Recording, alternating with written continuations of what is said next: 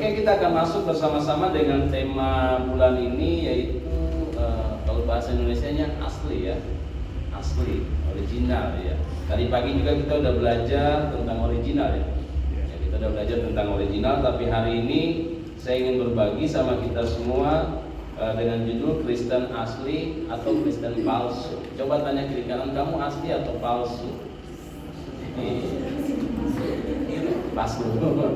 Asli atau palsu?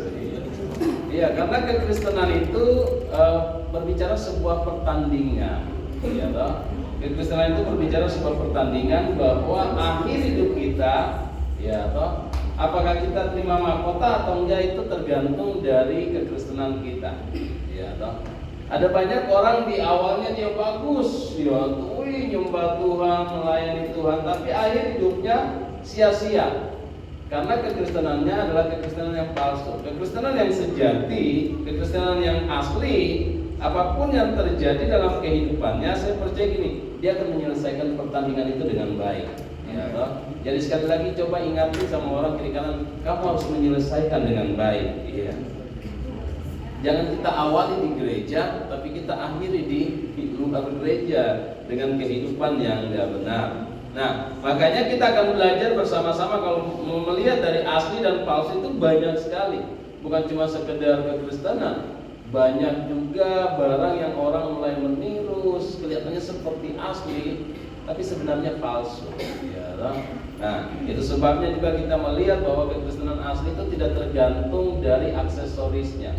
Kadang kita berpikir bahwa wah, aksesorisnya banyak, pakai kalung salib, anting salib, di rumahnya gambar Tuhan Yesus, kayaknya Kristen asli nih. Nggak ditentukan dari aksesoris, ya loh. Tapi kekristenan yang akan kita pelajari bersama-sama, ada 3 poin penting yang akan kita lihat. Coba kita lihat sama-sama Matius pasal yang ke-7. Matius pasal yang ke-7. Saya nggak perlu kenalkan nama saya lagi karena sudah sering di sini, jadi pasti sudah pada tahu. Karena nama saya tahun 2022 sama dengan tahun 2023, cuma agak berbeda sedikit karena kasus Verdi Sambo. Jadi akhirnya orang-orang berpikir saya ini keluar saudaranya dia. Oke, kita lihat sama-sama Matius pasal 7 ayat yang ke-13. Nanti kita akan lihat bersama-sama di ayat yang ke-13. Dari ayat 12. Segala sesuatu yang kamu kehendaki supaya orang berbuat kepadamu, berbuatlah demikian juga kepada mereka. Itulah isi seluruh hukum Taurat dan kitab para nabi. Masuklah melalui pintu yang sesat itu, karena lebarlah pintu dan luaslah jalan yang menuju kepada kebinasaan, dan banyak orang yang masuk melaluinya. Karena sesatlah pintu dan sempitlah jalan yang menuju kepada kehidupan, dan sedikit orang yang melaluinya. Jadi poin yang pertama untuk kita bisa melihat mana asli mana palsu ditentukan dari ayat yang kita baca, atau saya simpelkan poin yang pertama adalah mudah atau sukar. Alkitab bilang gini, dalam dunia ini ada 2 jalan yang lebar. Kalau anak sekolah minggu pernah sekolah minggu pasti tahu lah gitu ya. Di dalam dunia ada 2 jalan, lebar dan sempit, mana kau pilih? Nah, kita bilang dengan jelas sekali, masuklah melalui pintu yang sesat itu, karena lebarlah pintu dan luaslah jalan yang menuju kepada kebinasaan, dan banyak orang yang masuk melaluinya. Poin 1 untuk kita bisa bedakan mana asli, mana palsu ditentukan dari mudah atau sulit. Banyak orang hari-hari kekristenannya hanya mau yang mudah. Ya, ngaku diri Kristen, tapi untuk mencapai segala sesuatu dia mau yang jalan pintas, yang enak aja, yang mudah. Contoh, kayak istilahnya mau tes apa gitu ya, atau cara mudah, nggak mau berusaha untuk ikut tes, tapi maunya yang mudah aja. Udah 200 juta anak saya lulus. Iya, padahal salib. Iya, mau yang mudah, milih jalan yang lebih mudah. Nah, kekristenan ini adalah kekristenan palsu. Karena kita bilang jelas sekali bahwa Di ayat yang ke-12, segala sesuatu yang kamu kehendaki supaya orang perbuat kepadamu, perbuatlah demikian juga kepada mereka. Itulah isi seluruh hukum Taurat dan kitab para nabi. Masuk melalui pintu yang sesat. Kadang kita nggak mau yang sesat, kita nggak mau sebuah proses, kita nggak mau sebuah penderitaan, kita maunya kekristenan itu yang instan. Sehingga gini, kekristenan yang instan ketika menghadapi tantangan akhirnya ninggalin Tuhan, karena nggak ada mau diproses, maunya gampang semua. Ya. Kalau yang instan itu nggak bagus. Ya. Makan mie instan juga tuh, saya kan waktu anak asrama suka sekali makan mie instan.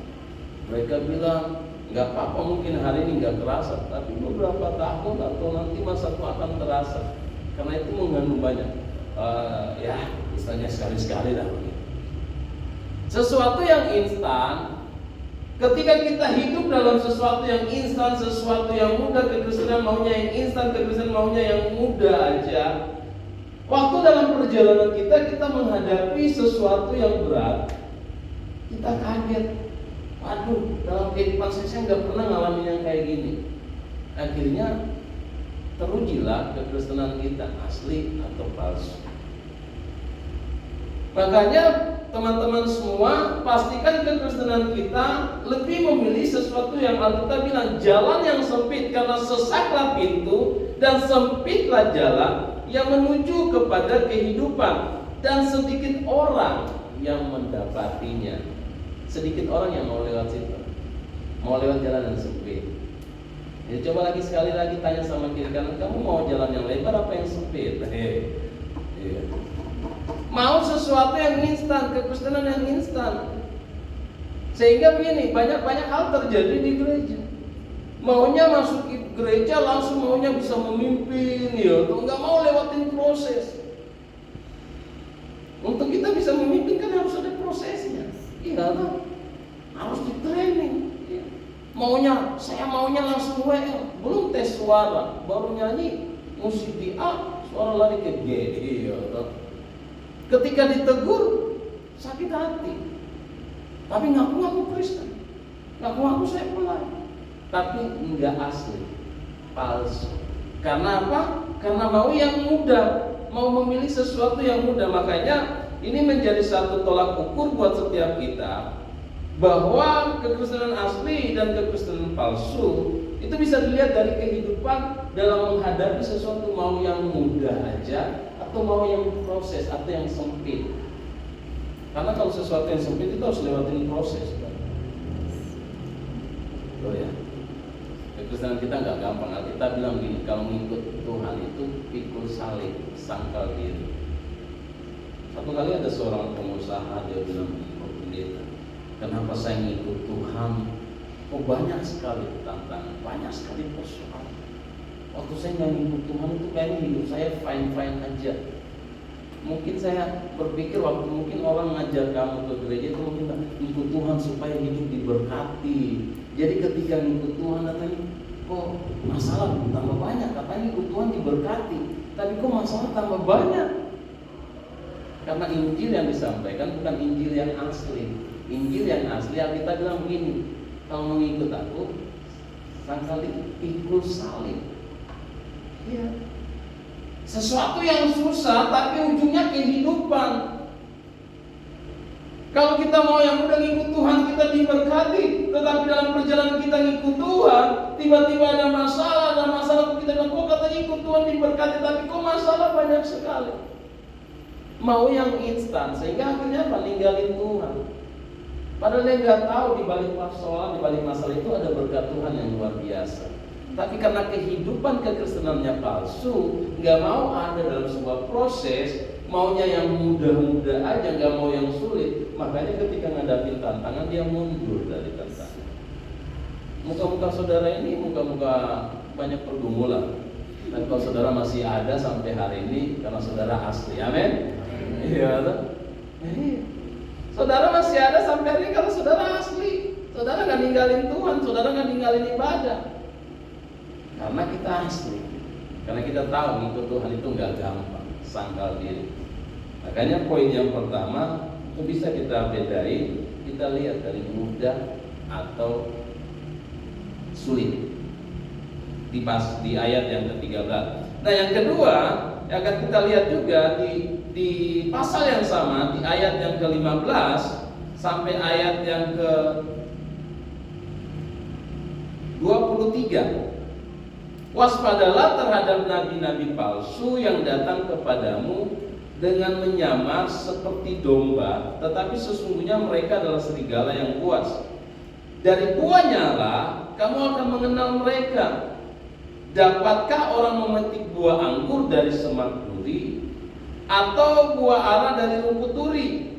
Demikianlah setiap pohon yang baik menghasilkan buah yang baik, sedang pohon yang tidak baik menghasilkan buah yang tidak baik. Tidak mungkin pohon yang baik itu menghasilkan buah yang tidak baik, ataupun pohon yang tidak baik itu menghasilkan buah yang baik. Dan setiap pohon yang tidak menghasilkan buah yang baik pasti ditebang dan dibuang ke dalam api. Jadi dari buahnya lah kamu akan mengenal mereka. Bukan setiap orang yang berseru kepadaku Tuhan, Tuhan akan masuk ke dalam kerajaan surga, melainkan dia yang melakukan kehendak Bapa-Ku yang di surga. Pada hari terakhir banyak orang akan berseru kepadaku Tuhan, Tuhan, bukankah kami bernubuat demi namamu dan mengusir setan demi namamu dan mengadakan banyak mujizat demi namamu? Pada waktu itu aku akan berterus terang kepada mereka dan berkata, aku tidak pernah mengenal kamu, enyalah daripadaku kamu sekalian pembuat kejahatan. Kalau kita baca ayat ini kayaknya sadis sekali. Ada orang yang berhadapan dengan Tuhan dan bilang, Tuhan, Tuhan, ya, aku bernubuat, aku menyembuhkan orang sakit. Tapi Tuhan bilang begini, ya, aku tidak kenal engkau. Coba lagi ingatin teman, tanya sama dia, Tuhan kenal kamu enggak? Tidak. Iya, Tuhan kenal kita enggak? Tidak.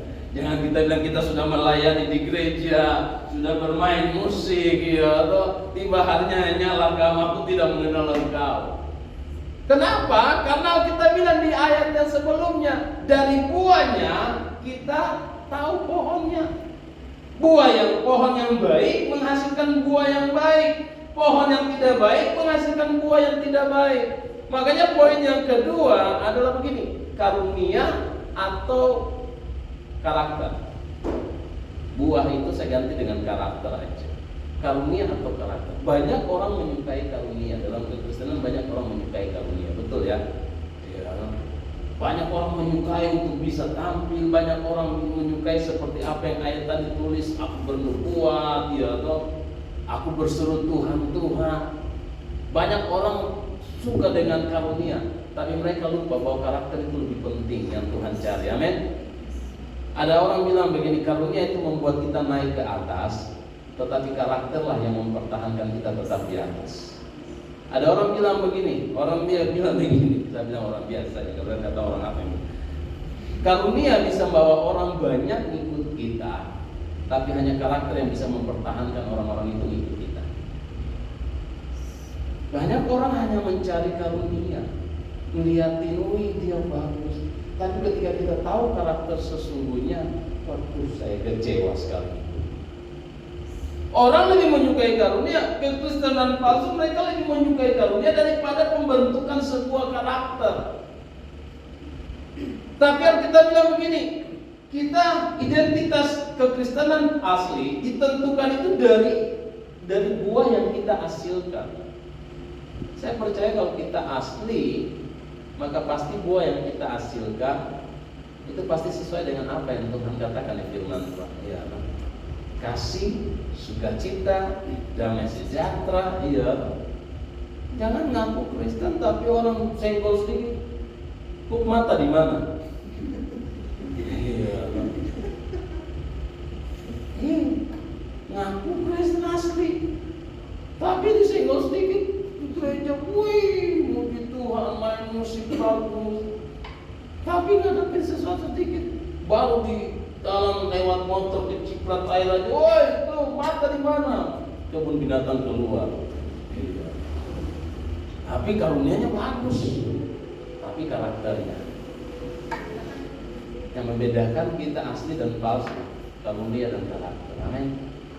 Pastikan setiap kita semua di tempat ini karunia dalam melayani bagus, tapi karakter kita yang bisa menjadi berkat bagi banyak orang. Amin.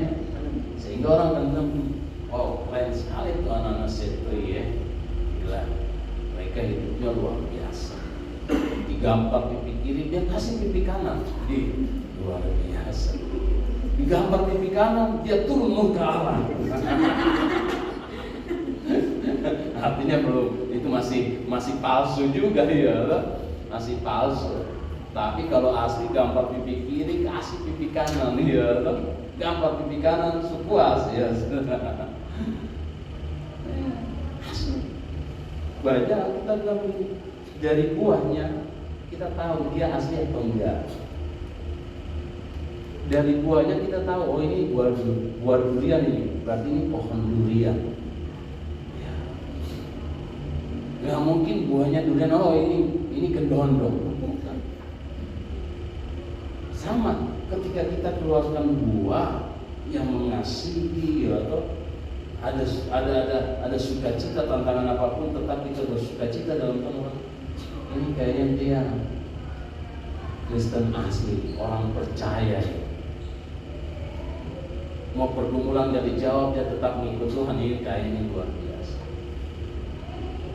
Tapi kalau yang suka karunia aja, tanpa memikirkan buah, tanpa memikirkan karakter, maka itu tadi saya bilang, karunia bisa buat banyak orang kagum dengan kita, tapi hanya karakterlah yang akan tetap membuat orang itu tetap kagum sama kita.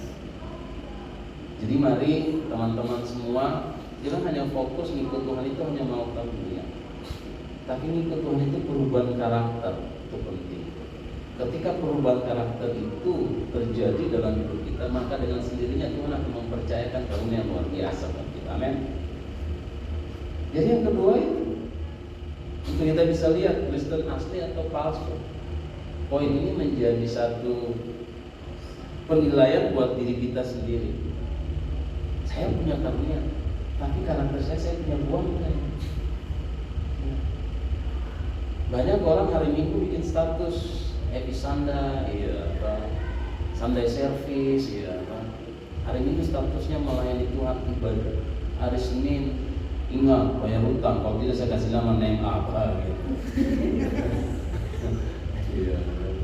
Mulai nanti minggu lagi tobat lagi, jadinya kayak Kristen tomat. Minggu tobat, Senin sampai Sabtu kumat. Tapi saya percaya kalau Kristen asli, setiap hari akan selalu mengalami pemulihan. Amin. Bukan hanya pentingkan karunia, tapi pentingkan karakter itu lebih penting. Maka saya bilang sama jemaat ini, udah bukan saatnya lagi kita menyinggung-nyinggung orang di Facebook. Udah bukan lagi saatnya kita mau curhat-curhat di Facebook. Udah bukan lagi saatnya kita mau sakit hati, mau simpan dendam sama orang. You bilang you Kristen, you bilang you aksesoris banyak, tapi you masih dendam, you masih kecewa, palsu. Tapi kalau asli ketika dia sakit, dia mau mengampuni. Makanya ini jadi pegangan buat setiap kita semua. Jadi nanti waktu ada teman-teman mungkin lagi jalan sama-sama, tiba-tiba ada satu yang disebut terus kebun binatang, oh berarti kau palsu ini, kau palsu ini. Karunia atau buah. Tapi dari tampang saudara ini karakternya luar biasa semua. Amin ya. Saya berdoa supaya saudara selalu jadi berkat terus, sehingga nama Tuhan ditinggikan di Setri ini. Orang akan bilang gini, generasi Setri ini luar biasa. Kalau mereka disakitin, mereka mau tetap mengampuni. Kalau mereka dikecewain, mereka tetap bersukacita. Karena apa? Karena kita asli, kita bukan palsu. Kalau kita palsu, maka kita pentingkan karunia. Karakter kita bobrok di hadapan Tuhan. Makanya Tuhan bilang begini, enyala engkau, aku tidak mengenal engkau. Padahal pertama kan dibilang, kalau kita coba lihat ayat itu, kita lihat ayat itu baik-baik. Padahal pertama dia berseru begini, pada hari ayat 22, pada hari-hari terakhir banyak orang akan berseru kepadaku, Tuhan, Tuhan, bukankah kami bernubuat demi nama-Mu? Mengusir setan demi nama-Mu. Artinya gini, jam pelayanannya udah tinggi. Ini udah ngusir setan nih, iya toh. Mengadakan banyak mujizat. Dia punya jam pelayanan itu udah luar biasa, ngadain mujizat. Pokoknya pelayanan kiri kanan kemana, ngadain mujizat, kakek kesembuhan, semua udah. Dia udah ngaku di hadapan Tuhan. Tapi Tuhan berterus terang, ayat 23. Pada waktu itulah aku akan berterus terang kepada mereka. Woi, Tuhan tegas. Mereka udah bilang, Tuhan saya udah nyebut, bilang sama Pak Aldo saya ini udah setia, saya udah tolong Pak Aldo, udah begini. Tapi Pak Aldo langsung bilang begini, nggak pakai WA lagi, langsung terus terang di depan langsung. Nyak, saya tidak kenal kau. Iya. Oh itu sakitnya di sini betul ya. Udah capek-capek, udah berkorban banyak, tapi kita nggak dikenal. Itu yang terjadi kepada orang-orang palsu yang hanya mementingkan sebuah kemuliaan, tapi tidak melihat karakter dalam dirinya. Makanya sebelum ayat ini di atas dikatakan dari buahnya kita tahu. Makanya pastikan dalam diri kita, ketika kita ada di setri, kita ada beribadah bersama, kita melayani bersama, kita berdoa bersama, pastikan buah-buah yang baik yang kita hasilkan buat banyak orang. Sehingga orang akan bilang begini, ini di setri ini generasi asli, bukan kaleng-kaleng, asli. Itu. Yang ketiga, nah ini yang penting di ayat selanjutnya dengan perikop buah macam dasar. Setiap orang yang mendengar perkataanku ini dan melakukannya, ia sama dengan orang yang bijaksana yang mendirikan rumahnya di atas batu. Kemudian turunlah hujan dan datanglah banjir, lalu angin melanda rumah itu. Tetapi rumah itu tidak roboh sebab didirikannya di atas batu. Tetapi setiap orang yang mendengar perkataanku ini dan tidak melakukannya, ia sama dengan orang yang bodoh yang mendirikan rumahnya di atas pasir. Kemudian turunlah hujan dan datanglah banjir, lalu angin melanda rumah itu sehingga rubuhlah rumah itu dan hebatlah kerusakannya. Yang ketiga adalah penampilan atau fondasi. Kekristenan asli pasti lebih mementingkan yang namanya sebuah fondasi. Betul kan? Ini Pak Arun kan konsultan, jadi tahu membangun sebuah gedung yang tinggi itu pasti fondasinya harus kuat, betul ya?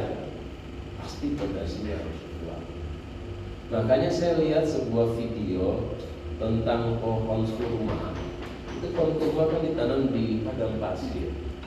Nah waktu sejarah mereka menanam dia itu, mereka taruh bibitnya dan mereka naruh batu di atas pohon itu, di atas bibit itu. Sehingga dia nggak bisa tumbuh ke atas, dia harus tumbuh ke bawah dulu. Harus tumbuh ke bawah dulu, sampai udah kuat di bawah, maka dia bisa mendobrak batu yang menghalangi dia, dan akhirnya dia tumbuh ke atas.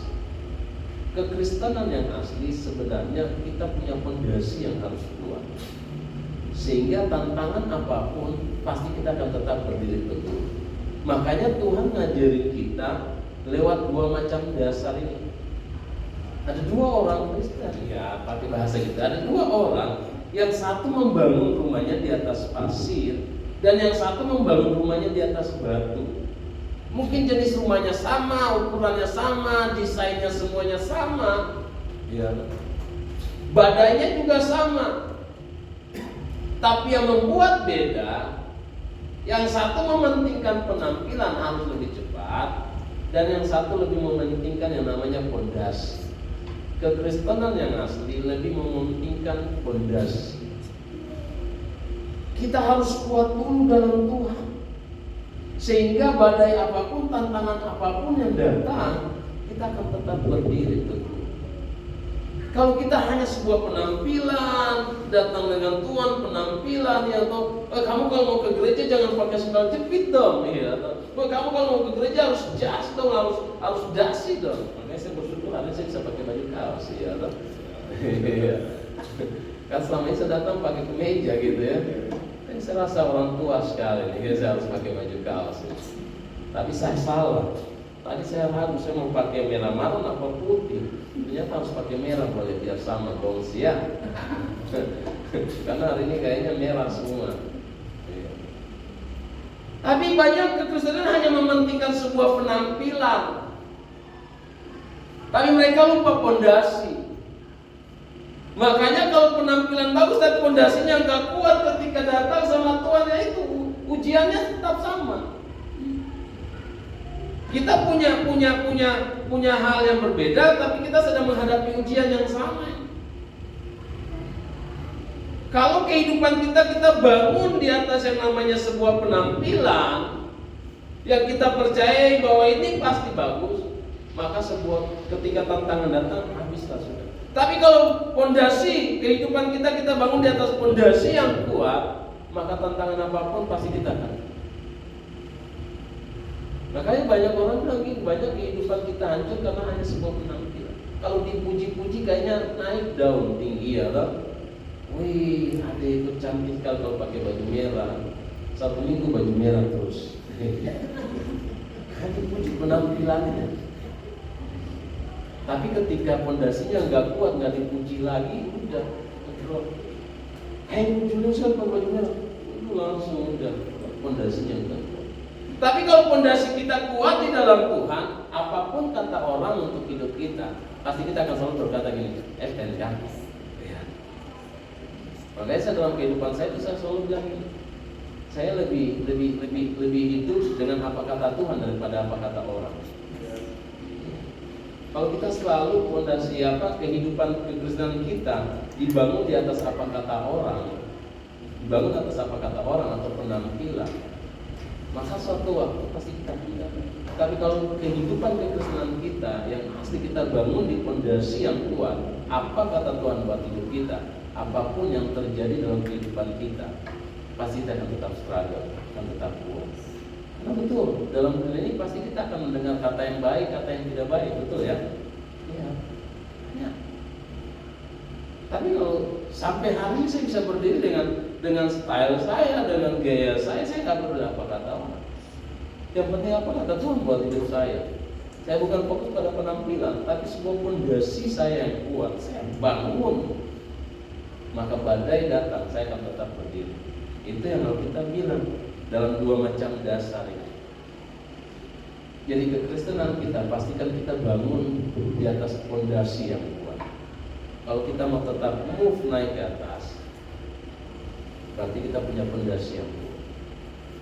Makanya pohon kurma itu dia ada di padang pasir, tapi walaupun badai seberat apapun dia akan tetap berdiri teguh dan menghasilkan buah. Karena apa? Bukan duduk di atas, tapi akarnya ke bawahnya itu udah kuat sekali. Udah kuat. Nah, kehidupan kekristenan kita yang asli harus kita tertanam dalam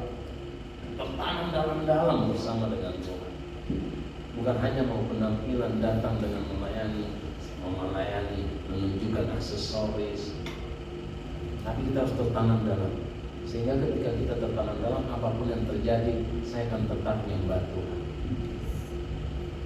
Mau Tuhan jawab doa saya, mau Tuhan belum jawab doa saya akan tetap berdiri menyembah Tuhan. Karena fondasinya udah kuat. Karena hanya sebuah penampilan, sekali lagi, badai datang, kita akan ninggalin Tuhan, kita akan hancur. Jadi mari teman-teman, 3 poin ini menjadi satu tolak ukur buat setiap kita. Yaitu saudara memilih yang mudah atau saudara mau memilih yang sulit. Yang jelas mengikut Tuhan itu gak gampang. Pikul salib, sangkal diri.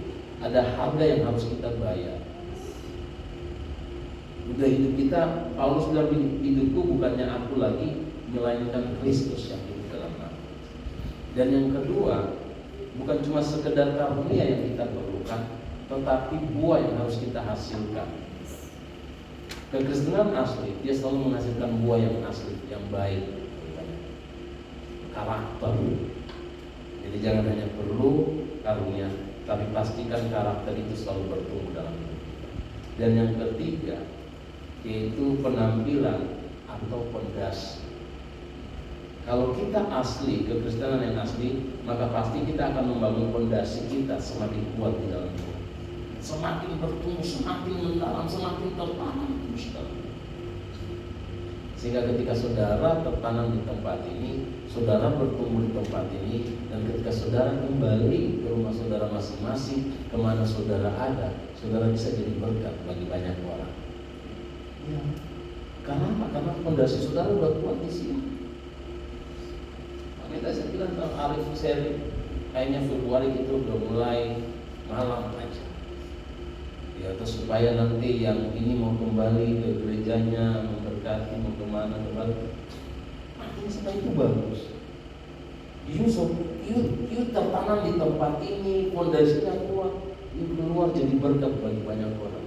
Atau mungkin you ada di gereja mana, tapi malam hari saudara ibadah di sini, bertumbuh di sini, tertanam di sini, kembali ke sana jadi berkat buat mereka di sana. Amin.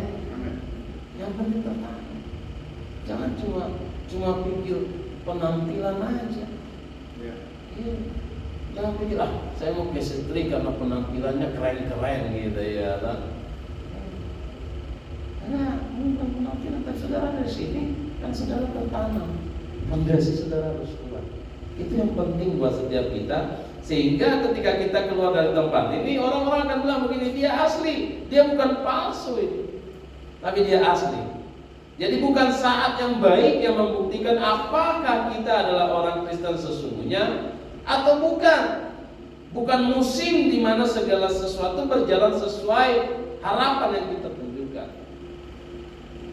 Apakah kita tulus atau tidak adalah ketika segala sesuatu itu tidak berjalan sesuai harapan kita. Itu yang membuktikan kita asli atau tidak. Yang menentukan kita asli itu bukan sesuatu yang sesuai dengan harapan kita. Apa yang kita mau itu terjadi.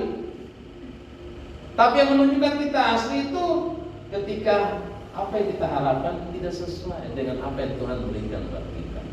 Kadang kita mau seperti ini, tapi Tuhan memberikan yang lain. Ketika kita mengucap syukur dengan apa yang Tuhan kerjakan, itu memberikan kita asli. Kadang kita mau Tuhan, saya ikut Tuhan supaya Tuhan berkati saya. Tapi ketika kita ikut Tuhan, kok banyak tantangan. Padahal kita nggak tahu, kita nggak jalanin tantangan itu aja. Kalau kita jalanin, berarti kita Kristen asli. Maka ketika kita jalanin setiap tantangan itu, pasti di balik tantangan itu ada berkat yang luar biasa. Jadi 3 poin penting ini menjadi satu tolak ukur buat setiap kita. Menjadi satu pertanyaan diskusi dalam diri kita bahwa saya asli atau enggak. Kalau saya masih suka yang mudah-mudah aja, mau ngikut Tuhan dengan cara yang gampang aja, saya nggak mau diproses, berarti saya masih ada di palsu. Tapi kalau saya mau diproses, saya nggak mau instan, berarti saya ada di posisi yang asli. Dan yang kedua, kalau kekristenan kita hanya mau yang karunia-karunia aja, mau berdiri tampil aja, melayani aja, tapi nggak mau perlukan yang namanya karakter, maka pasti. Dan yang terakhir adalah penampilan. Bukan yang kita mau hanya penampilan, tapi bukan fondasi yang kita bangun, maka kita adalah orang-orang yang palsu. Dan kalau kita memerlukan fondasi, maka kita adalah orang-orang yang asli. Amin. Jadi bilang sama kiri kanan, kamu asli. Saya percaya kamu asli. Coba kasih ingat dulu. Saya percaya kamu asli. Ya. Oke. Jadi nanti kalau ada pas lagi jalan bersama, tiba-tiba ada satu yang emosi tingkat dewa, langsung kode dia, kok palsu. Ya. Ada yang marah di rumah, atau ada yang mengeluarkan kata kotor kah, kok palsu. Iya, tapi bilang begitu saja, langsung ada satu betul ya. Tapi di sini nggak ada yang suka marah ya, apalagi saya punya pulsa tuh ya. Ibu sama Bu Heni ya, luar biasa. Oke, itu sangat jelas.